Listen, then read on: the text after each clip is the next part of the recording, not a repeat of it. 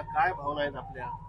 महाराष्ट्राचे लोकप्रिय नेते, आमचे पक्षाचे पक्षप्रमुख, महाराष्ट्राचे मुख्यमंत्री एकनाथ शिंदे साहेब, आमचे पक्षाचे आमचे नेते महाराष्ट्राचे युवा खासदार श्रीकांत शिंदे साहेब यांच्या आशीर्वादानं आज जे काम एकनाथ शिंदे साहेब, श्रीकांत शिंदे साहेबाचा तळागाळापर्यंत महाराष्ट्रामध्ये आहे.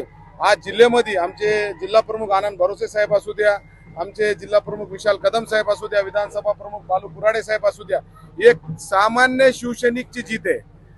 आणि आमच्या विरोधात आठ आमदार होते आणि आमचे सन्मान्य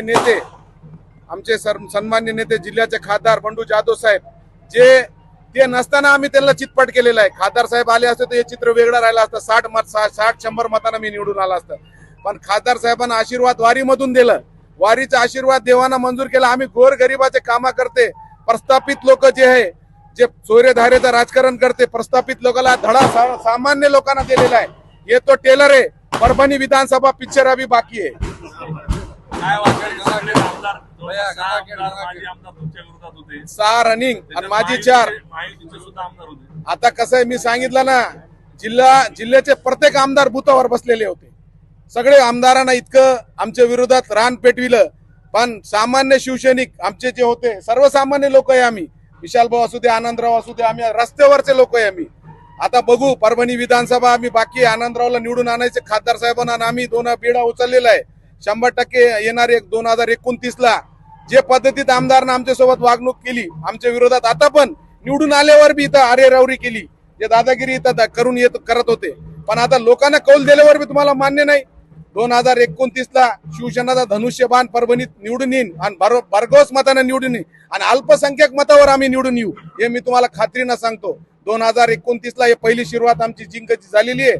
एकनाथ शिंदे साहेब, श्रीकांत शिंदे साहेब, सन्मान्य खासदार साहेब यांच्या आशीर्वादानं, बांगर साहेब आमचे हिंगोलीमध्ये आमचे नेते, त्यांचे सगळ्याचा आशीर्वाद, सर्वसामान्य शिवसेनेची जीत आहे. बँकेच्या अध्यक्षपदासाठी आपण काही हे करणार? आता इकडं बघा, आम्ही काय इतके मोठे लोक नाहीये, सर्वसामान्य लोक, गरीब लोक आहे आम्ही. आम्हाला लोकांना निवडून दिलं. आम्ही काय अध्यक्षासाठी उभा नव्हते.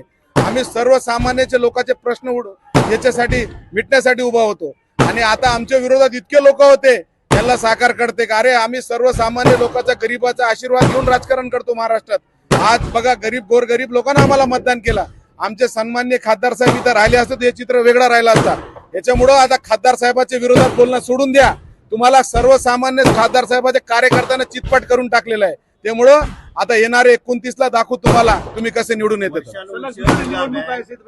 महायुतीच्या आमदारांच्या विरोधात काम केलं, मग आता पुढे समन्वय कसा असणार हे आता एकनाथ शिंदे साहेब ठरवितील सगळ्या गोष्टी.